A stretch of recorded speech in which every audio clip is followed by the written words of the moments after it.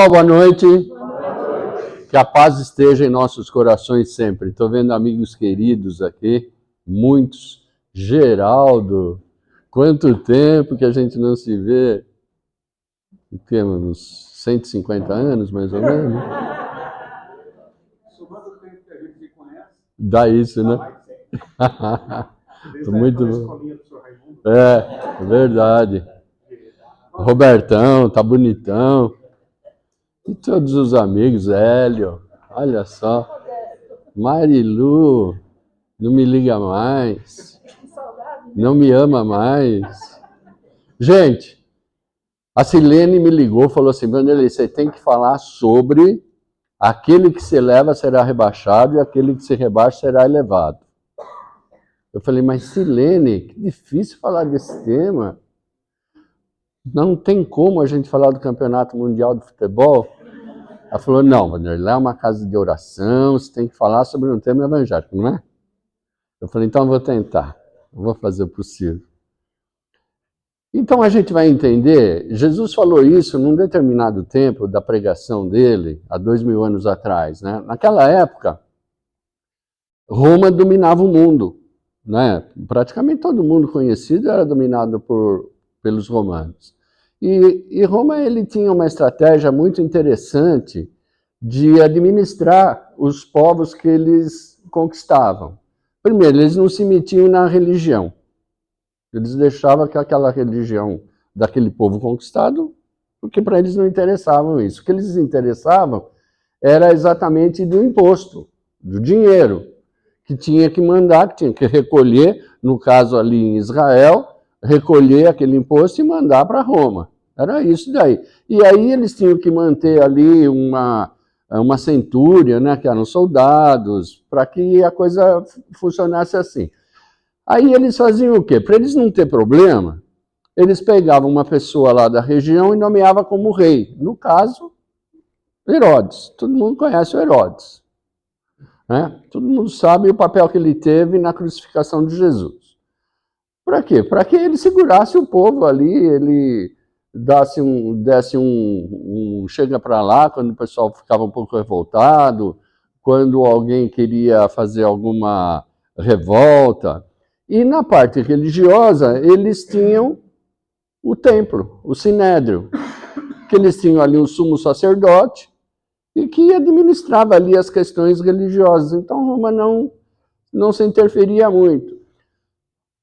Só que naquela época, existiam alguns partidos políticos ali de Israel. Né? Um era os saduceus, que eles cuidavam muito da parte religiosa, tinha os fariseus, que cuidavam mais da coisa, né, relacionada com dinheiro no templo, e tinha os zelotes. E esses zelotes, eles eram aquele povo mais revoltados, aqueles que gostariam de ver a Israel liberada dos romanos. Então eles faziam de vez em quando algumas armadilhas, algumas emboscadas. Então, quando Jesus fala para o pessoal, aparece menos, né? Fica mais na sua, não se mostra muito, faz as coisas mais em silêncio, porque senão eles te pegam. E eles te pegando, eles te matam. Então, quando a mãe de João e de Tiago vai falar com Jesus e fala, olha, Senhor, coloca os meus filhos um do seu lado direito, outro do seu lado esquerdo. Ele fala, mas não sou eu que decido isso. Quem decide isso é meu pai. Então ele está falando para ela, fala para os meninos, fala para eles ficarem quietos, fazer as coisas mais em silêncio. Porque é lógico que todo mundo queria se livrar do jugo dos romanos, porque era muito pesado. Vocês sabem qual que era o imposto lá? Alguém tem ideia? Vocês sabem por que Tiradentes fez a Inconfidência Mineira quanto era imposto lá? Por que falava os quinto? O quinto. O quinto. O quinto de tudo. Era o quinto. Hoje é quanto? Hoje 2/5. Quase 2/5. Então era assim. Então, mas isso daí aconteceu há 2000 anos atrás. Então, vamos perguntar hoje por quê? Por que que a gente tem a necessidade de aparecer muito, de se exaltar muito, ou de se humilhar muito? A gente não tem mais necessidade disso. O mundo mudou. Hoje a gente tem comunicação, hoje a gente tem tecnologia, a gente tem psicologia, psiquiatria, a gente tem medicina avançada, a gente tem de tudo isso daí. Então, se a gente tem necessidade desse tipo de convencimento, de querer ficar sentado na frente, ou ocupar o lado direito ou o lado esquerdo, é porque provavelmente a gente tem algum problema nosso. E a gente tem que ser a gente mesmo, né? Então eu tive pesquisando esses tempos aí, até porque toda hora vem notícia, o índice de suicídios por depressão. Olha, gente, é impressionante, jovens, 10, 11, 12, 13, 14 anos e adultos se suicidando por conta de uma coisa muito duríssima que é a depressão.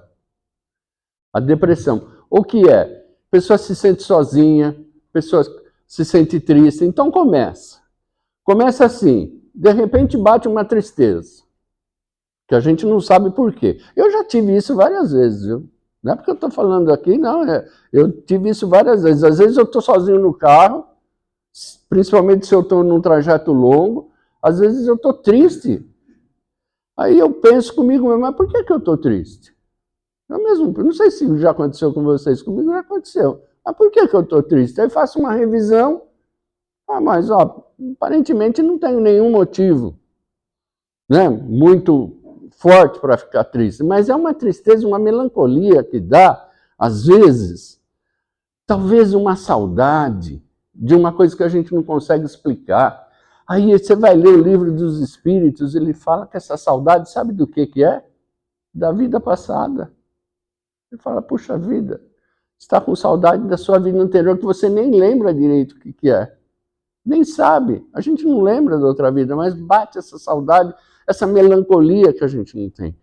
E se a gente não tomar cuidado e não tratar isso, seja numa casa como essa, seja num profissional, seja numa igreja, seja num templo de Umbanda, qualquer lugar que a gente se identifique, essa tristeza, ela pode chegar numa melancolia.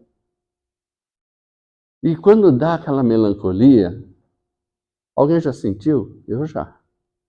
Dá até dor, dá uma dor de estômago, dá uma dor aqui no pulmão. Não sei se vocês já sentiram isso, aquela dor no pulmão que a gente não sabe identificar direito o que é. E a gente, se não cuidar, a gente vai acabar entrando numa depressão. E isso, depois só com remédio.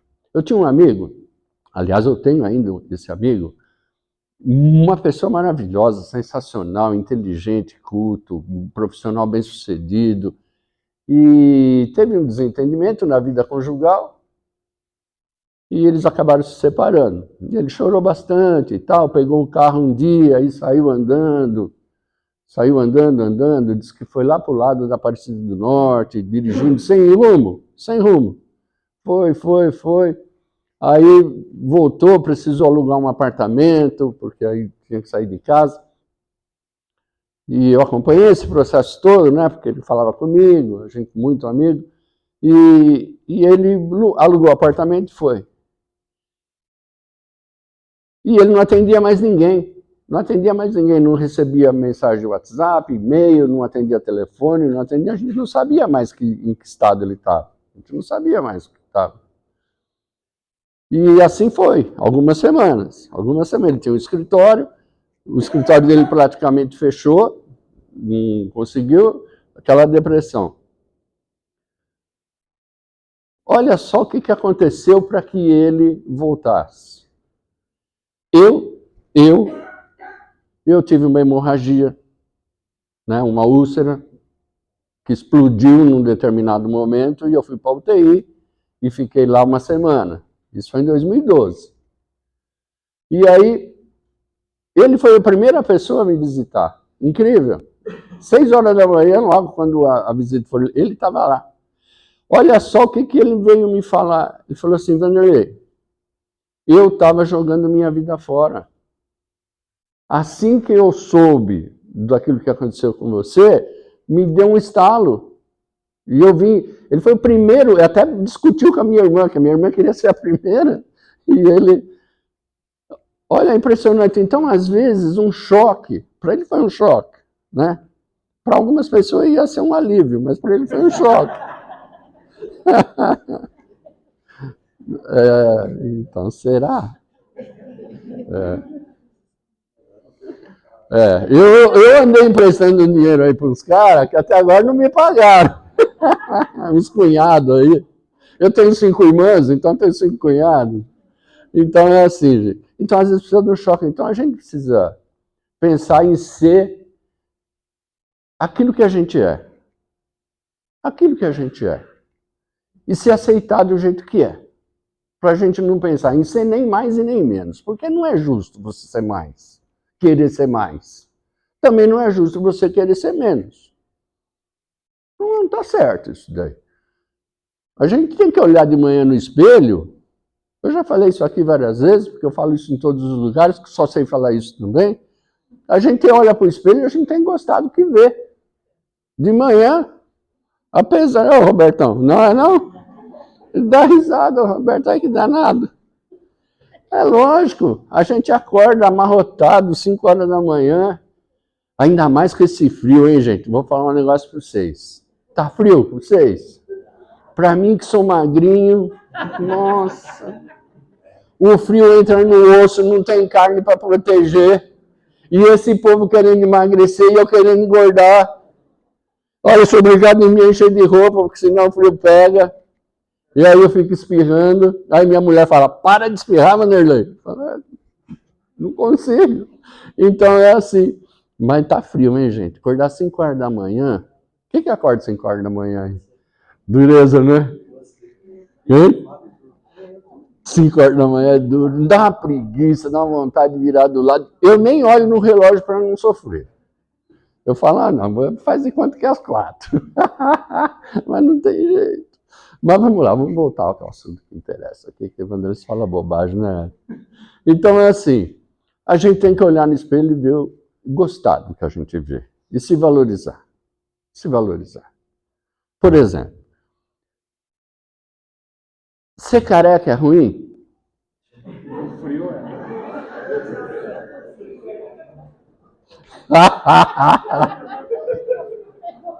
Mas tem o lado bom, você não gosta com shampoo. Tá vendo? Tá vendo como a gente tem tudo um lado bom? Eu vou falar de mim. Sou magrinho. É bom. Tem gente que não gosta. Mas não gasto dinheiro com academia. Que eu já falei que a academia também serve para 2 pessoas, que não precisam, que não adianta. Não é? Então é assim, ser fraquinho que nem eu é bom? Às vezes é ruim, mas no trânsito é bom. Porque olha, você acha que eu vou pôr a cara com alguém lá? Não, não dá. Ser pequenininho, que nem eu, é ruim? Às vezes é, mas às vezes é bom. Meu vaso sanitário estava com um vazamento. Olha só, eu tive que entrar atrás dele para colocar uma fita. Vocês compram uma fita no Mercado Livre para vedar? Não sei se vai prestar, porque... Mas imagina, se eu pesasse 120 quilos, eu ia conseguir fazer isso.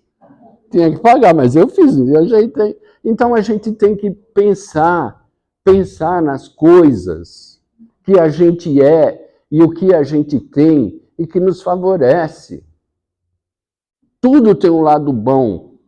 Mesmo quando a gente está numa situação difícil da vida, se a gente pensar que pelo menos para a gente que é espírita, ou pretensos espírita, porque ser espírita não é fácil, porque você lê o Evangelho segundo o Espiritismo, chegar lá no capítulo 28 e fazer tudo aquilo lá, não é mole. Não é mole, não. Gente do céu, é difícil. Eu estou no capítulo 1 ainda. E acho que vou passar essa encarnação. Aliás, eu fiz uma negociação de 3 encarnações, pelo menos, no mínimo, para poder chegar no capítulo 3. Não é mole. Então, mesmo nos momentos difíceis da gente, às vezes é uma doença. Às vezes é uma doença. A doença não vem para a gente porque Deus quer nos castigar. Deus não castiga ninguém. Deus não castiga ninguém, não está nem aí para a gente. Olha, vamos pensar. Quantos habitantes tem o planeta Terra? 8 bilhões? De vivo. E de morto? Tem mais uns 20. É o que o Ramatiz falou. No livro Mensagens do Astral. O Geraldo deve ter lido já. Esse livro deve ser. Tem uns 20. Agora, vamos pensar. Dizem que tem vida fora do planeta Terra. Quem acredita em ET? O resto não acredita. Então, agora vamos pensar. Nós estamos no sistema solar, que tem mais 9 planetas, parece que não foi rebaixado, que está dentro da Via Láctea, de uma galáxia, que tem 200 bilhões de estrelas, que está dentro de um universo que não se sabe o tamanho disso. Quantos trilhões de planetas não tem nesse universo inteiro? Tá na internet tem essas contas aí para a gente ver. E aí a gente vai falar que Deus me castigou com uma doença? Será que um ser que tem essa coisa toda para administrar, ele tem tempo? Ah, mas ele é poderoso, ele está em todo lugar. Gente do céu, mas olha, eu sou um ser, né, que só eu tenho que cuidar da minha vida. Então, se aparece alguma coisa para mim, uma doença, um problema, eu tenho que raciocinar e pensar, primeiro, acredito em Deus? Acredito. Então vamos lá. Quem aqui acredita em Deus? Você nunca viu Deus, né? Então você acredita no título do Palmeiras também, né? Você acredita no Mundial do Palmeiras também, né? Né, Robertão? Olha, olha. Então assim, pô, eu acredito em Deus, beleza. O que eu acho que Deus é? O que eu acho? O que eu penso? Para ele ser Deus. Para ele ser Deus, na minha cabeça, ele tem que ter todas as virtudes no grau extremo. Senão ele não é Deus. Bom, ele é bom. No grau extremo. Eu sou bom, você é bom, ela é boa. Até página 2. Na 3 a gente já vira o cão. Não é assim? É mais ou menos. Então assim, mas Deus não, ele é Deus. Ele sabe tudo, ele está em todo lugar, tudo no grau extremo. Se ele tem todas essas virtudes no grau extremo, ele não pode ser injusto. Porque se ele for injusto, ele não é Deus. Então, se ele não é injusto e eu tenho algum problema, uma doença, não deve ser injustiça. Não deve ser, porque se for injustiça, então o mundo está perdido. Então, se não é ele que está me dando isso, porque ele não é injusto, é porque eu mereço. Se eu mereço, eu tenho que pensar qual é o processo de evolução do planeta Terra. O processo aqui, ele é baseado na lei de causa e efeito, na lei de ação e reação. Não é aquilo que a gente aprende na escola, você joga uma bolinha na parede, ela volta para você com a mesma força. Então é mais ou menos isso aí. Então, se eu estou com algum problema, deve ser culpa minha. Eu não gosto de falar isso. Se for falar isso numa igreja neopentecostal, eles me matam. A culpa é do capeta, a culpa é do demônio, a culpa é da secretária do... Não é? Não, mas não é. A culpa é da gente. Mas também não é culpa. Também a palavra é muito pesada, porque a gente é um ser em evolução, a gente está aprendendo, a gente erra, tropeça, cai, levanta. Por isso que Deus inventou essa tal de reencarnação. Para a gente errar e volta, corrige. Errei. Beleza. Depois eu volto, corrijo, tento corrigir. E assim vou. Então, se está acontecendo alguma coisa para mim, na pior das hipóteses, eu vou aprender que aquilo eu já estou pagando. E eu não vou pagar mais. Se eu souber pagar direitinho o boleto lá. Boleto espiritual. Mas você pode também parcelar o boleto espiritual. 3, 4 encarnações, pode. Porque, às vezes, quando a gente vai reencarnar, quem lembra aqui da última vez? Ninguém, né? Então, a gente vai reencarnar, a gente vê a nossa conta lá. Você já viu o carnê da Casa Bahia? Às vezes, está lá 12 parcelas atrasadas. Você fala assim, eu quero pagar tudo de uma vez, mas não consegue, porque não tem dinheiro. Aí você vai fazer um empréstimo, vai ficar maior. Então, espiritual também. Você pega lá o carnê, tem 12 parcelas atrasadas. Você vai falar assim, eu quero pagar tudo de uma vez, tudo numa encarnação só. Não consegue. Porque a gente está aprendendo ainda. Então paga um pouquinho. Então paga um pouco agora. Tá? Na outra encarnação, ao invés de eu vir muito bobo, eu venho só meio bobo. Na outra eu venho mais meio bobo. Aí tá bom. Então é assim que funciona. Então a gente vai se aceitando do jeito que a gente é. E do jeito que a nossa vida nos proporciona. Assim a gente não precisa querer ficar em primeiro lugar, nem em último. A gente vai olhando para a gente, vai se aceitando, e vai se gostando. E vai falando, pô, Vandeca, meus filhos me chamam de Vandão. Meus amigos me chamam de Vandeca. E meus inimigos me chamam de Vanderlei. E tem os outros nomes que me chamam que eu não posso falar aqui. Então, assim, pô, tô gostando de você, cara. Tô gostando de você. Né? Eu já fiz 72. Então, tô aprendendo a gostar de mim agora. Tô aprendendo a gostar de mim. Aprendendo a entender mais. Que nem tudo é como eu quero. Eu não sou o dono da verdade. Eu não sei tudo. Apesar que eu invento muita coisa, mas eu não sei tudo. Entendeu? Não dá. Minha vontade não pode estar sempre na frente da vontade dos outros, nem na minha casa, nem no meu trabalho, nem na relação dos meus amigos. Eu tenho que entender que eu tenho que ficar quieto às vezes, para ouvir o que os outros falam, para ver se eu aprendo. Às vezes eu tenho que falar. Mas isso eu vou aprendendo lentamente, vou devagar, vou dando tempo, sem me cobrar muito, porque se a gente se cobra muito, a gente chega à conclusão que a gente é incompetente, e a gente não é incompetente. A gente ainda está incompleto. A gente está aprendendo ainda nesse planeta. Está vivendo aqui do jeito que dá. Mas a gente não é incompetente, a gente não é maldoso, não é nada disso. A gente às vezes é distraído. Às vezes a gente fala uma bobagem para a mulher da gente. Ela não perdoa nunca. Passa 100 anos, ela lembra, ela fala, tá vendo aquele dia lá? Você já viu o cara falar no YouTube de Moisés? De Meribá? Que ele fala assim, mulher não é mulher, mulher é Deus. Porque ela é igual a Deus. Deus é o quê? Perfeito, não é? Perfeito. Não erra. E Deus não esquece. Então, Moisés tirou o povo hebreu do Egito e foi para a terra prometida.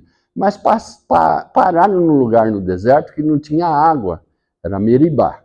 O lugar chamava Meribá. Aí Moisés falou, Deus, não tem água, aí o povo está reclamando. Aí Deus falou para ele assim, pega o teu cajado, vai lá na rocha e fala com a rocha. Me dá água, que ela vai dar. Moisés pegou o cajado, foi lá e ele bateu na rocha. Ela deu água. 40 anos depois, olha só, 40 anos depois, chegaram lá na frente da Terra Prometida, aí Deus falou, Moisés, vem cá, tu não vai entrar na Terra Prometida. Aí falou, mas por que? Deus falou, lembra de Meribá? Que eu falei para tu falar com a rocha e tu bateu? Então tu não vai entrar. Mulher da gente é a mesma coisa. 40 anos depois, lembra daquela festa lá que eu falei para você não olhar para aquela moça? Você olhou? Então é isso. Mas é assim, gente. Nós somos seres em formação, em construção. E a gente almeja a felicidade. Porque é o que importa para nós. É sermos felizes.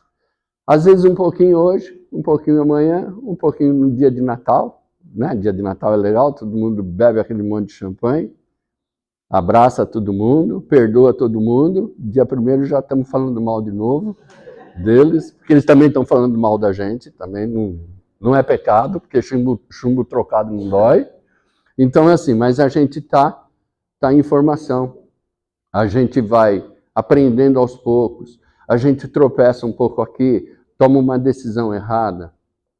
Toma uma decisão errada e não precisa contar para ninguém.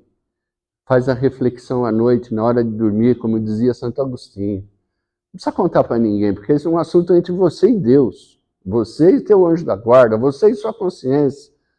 E faz uma reflexão, fala, caramba, eu errei ali, hein? Amanhã não vou errar, não. Se eu não tiver coragem para pedir desculpa, porque é difícil pedir desculpa, não é não, gente? Pedir perdão é difícil.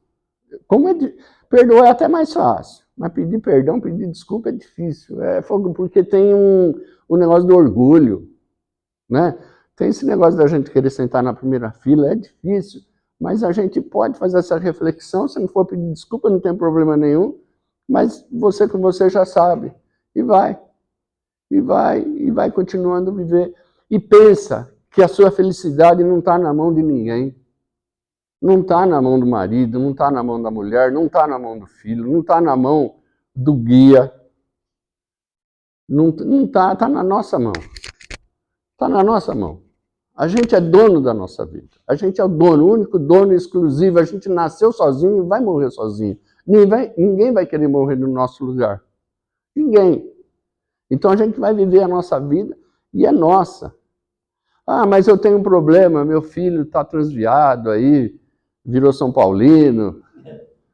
Vai fazer o quê? Apoia. Reza, sei lá, faz qualquer coisa, faz ele virar corintiano. Vai, Corinthians, meu Marilu. Nossa, eu tinha que ter um, pô, se fosse só isso, estava bom.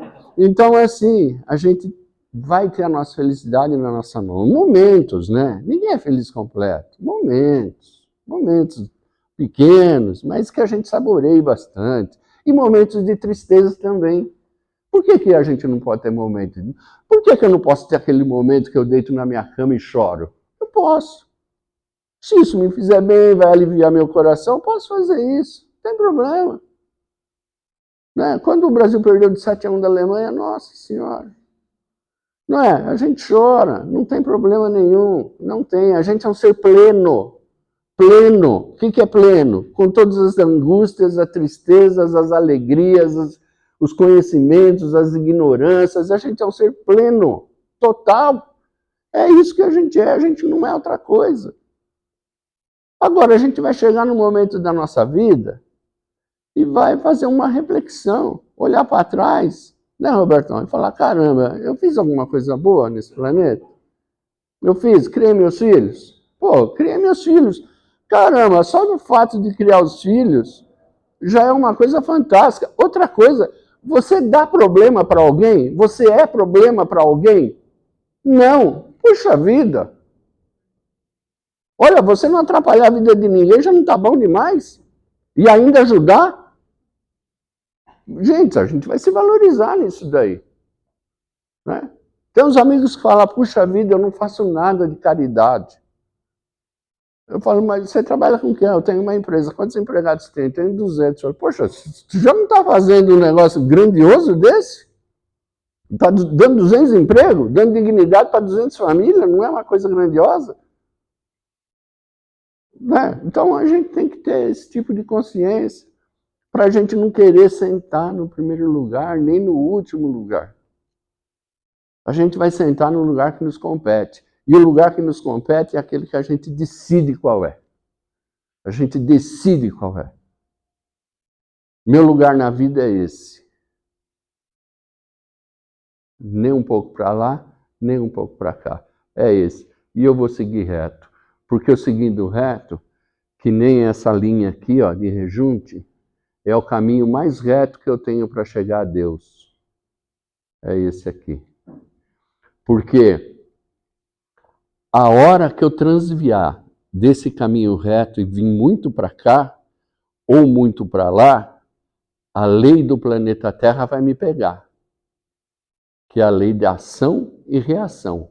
É a lei do livre-arbítrio. A hora que eu sair muito fora do meu livre-arbítrio, a lei vai me empurrar de volta. E quando ela empurra, isso é dor ou sofrimento. Então, quando a gente está com dor e sofrimento, a gente pode tentar fazer uma reflexão para saber se a gente não está saindo da linha reta do nosso livre-arbítrio. Porque não é à toa, porque o universo é inteligente. O universo vê. Se você for na feira e fizer uma dúzia de 13 na banca do japonês, ele não vê. Mas o universo vê. Cedo ou tarde a gente tem que devolver aquela laranja. É em laranja? Não. Eu já chupei. Mas pode ser em outra coisa.